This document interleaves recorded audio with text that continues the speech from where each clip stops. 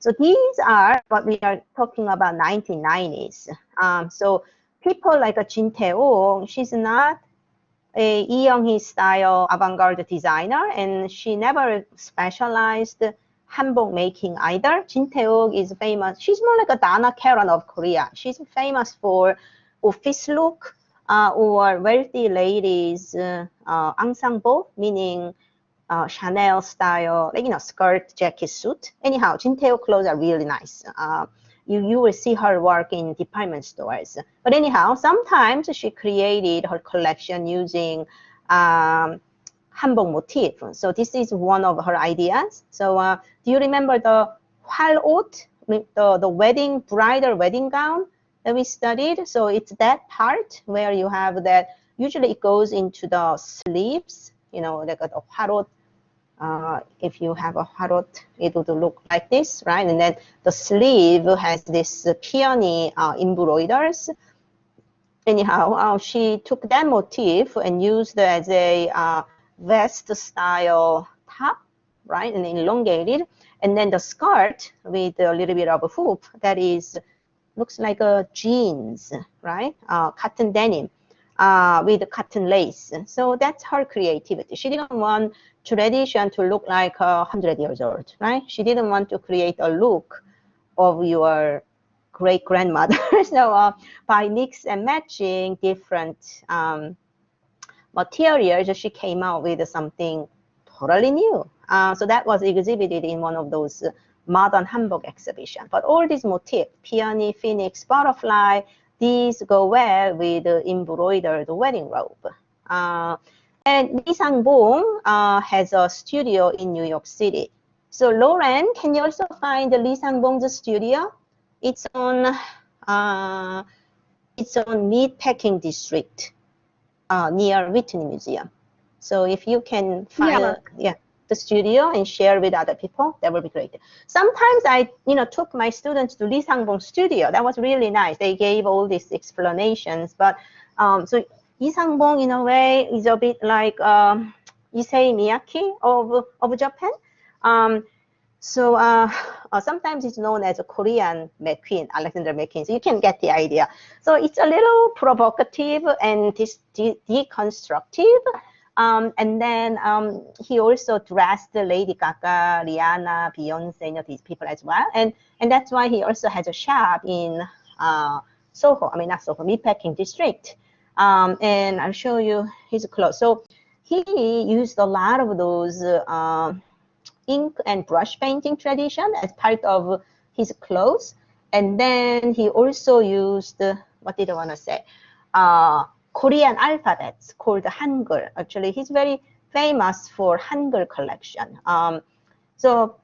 Most people do not read what Hangul is, right? So if you put that geometric shape of, Hangul, like alphabets here and there, it would look like a geometric pattern. So he made those. He also has a neckties using Korean Hangul alphabets. Very nice. But look at this, like a jacket. So it's a long summer jacket, right? Like a diaphanous silhouette. But a lot of you now can recognize that turumagi style V neckline, right? Originally, you have to cross over and tie it with a band. But in his case, he made a little bit more like a what I say, sexy vest, like a long vest kind of style. Very successful. And the designer is still alive, relatively young, I think barely 70 or something. And then, this is another great example. So his silhouette, sometimes it's derived from Korean traditional motif, but sometimes not. This is like a classic, European evening gown, right? But the motif here is derived from the patterns, coloring patterns of the Korean traditional roof. It's called the dancheong.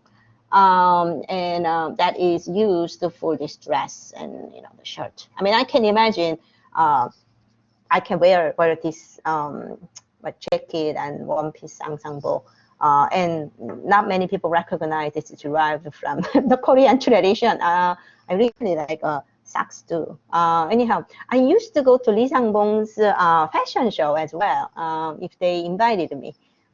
Very creative. So these are major designers. I have a new designers like a Jiwon Choi. Does anybody know Jiwon? Okay. Well, these are what my students like.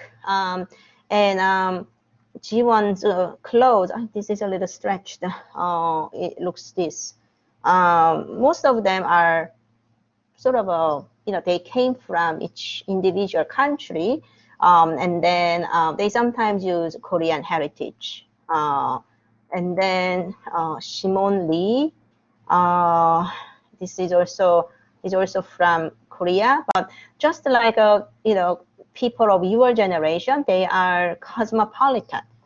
So is he really Korean, or is he more like a Hong Kongese, like a Chinese in a way? He grew up in Hong Kong, and I think he also went to Parsons, I think. And then this is his clothes. Some of the motif is coming from like a traditional artwork, but this is really Chinese cheap house silhouette, right? Like a Chinese cheap house. So he is known for synthetic beings. So if you come to these type of people, somebody, ethnically Korean, meaning parents are Korean, but grew up in Hong Kong, and they know more about Chinese culture than Korean culture, your artistic language will become like this. So is this cultural appropriation? In this case, certainly no, right? Certainly no. He grew up with this.